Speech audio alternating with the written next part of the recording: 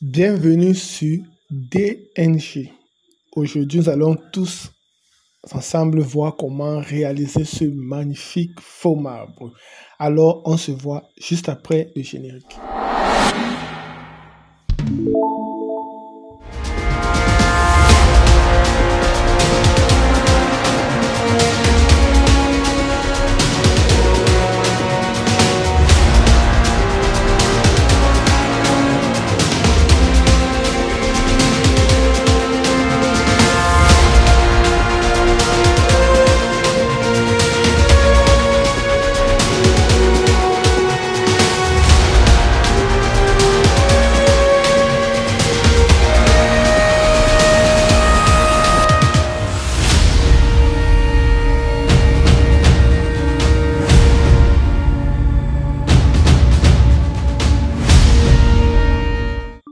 Aujourd'hui, nous nous retrouvons encore une fois de plus pour réaliser un faux marbre.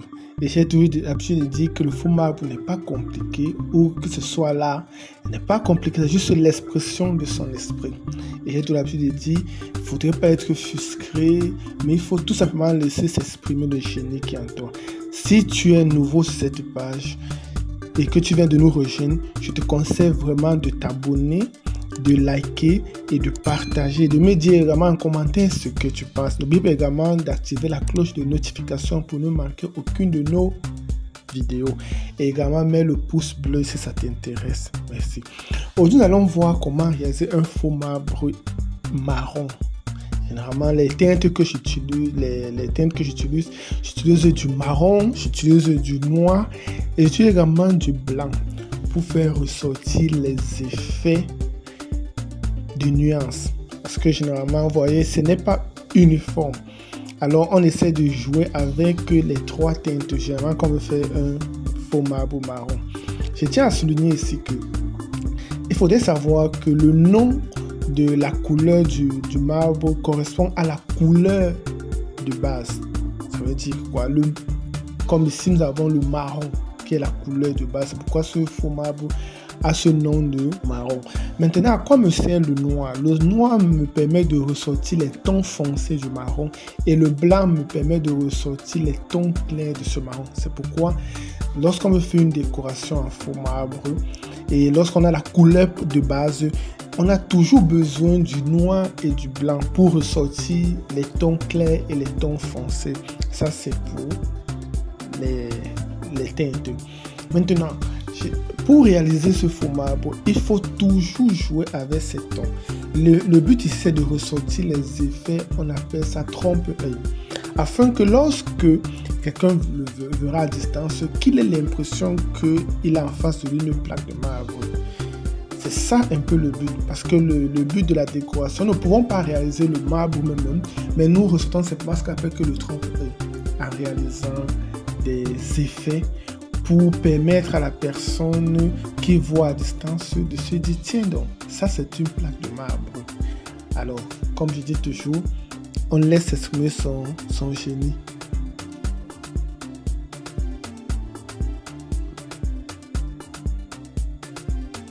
Ici, je suis en train de mettre la première couche. La première couche te permet de voir et de dessiner déjà et de voir ce que tu es en train de faire. Et ça te permet déjà de donner une certaine visibilité à ce que tu es en train de faire. Parce que là, si c'est que tu ne réalises pas ça, si c'est que qu'est-ce que je vais dire? Je vais seulement dire que avec la première passe, tu peux voir déjà ce que tu as envie de ressortir. Parce que en dehors de la première couche et également la deuxième passe consiste généralement à venir corriger ou rectifier ce que tu as trouvé dans le Donc, lorsque tu es en train de faire la première passe, vraiment ne sois vraiment pas stressé. Je ne te dis pas que c'est fini, non. Même si tu vas commettre des erreurs, que tu vas te dire, bon, ici, je ne devais pas faire comme ça, rassure-toi. Il y a toujours la deuxième passe pour te permettre de rattraper.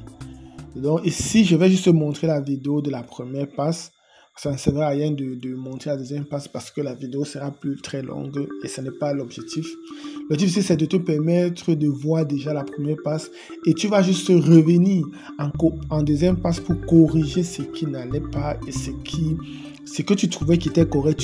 Tu essaies de reproduire le même motif, de remettre les teintes, les nuancer là où il faut, tout simplement, si tu apprécies des motifs.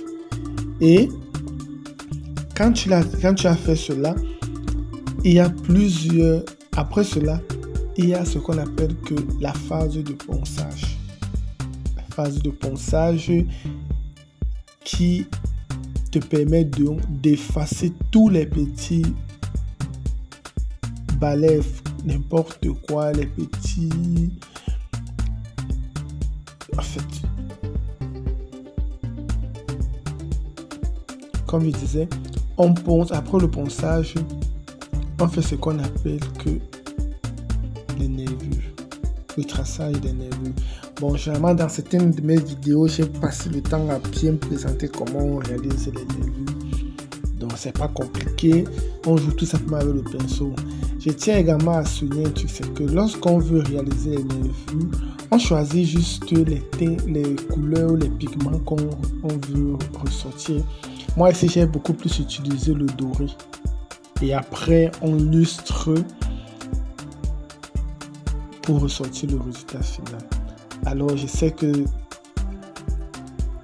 c'est quelque chose qui semble être un peu difficile, mais c'est très simple.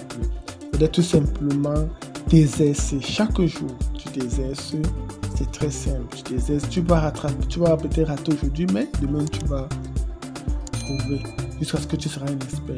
Alors dis-moi en commentaire si tu as apprécié la vidéo et mets un pouce bleu et dis-moi en commentaire ce que tu penses.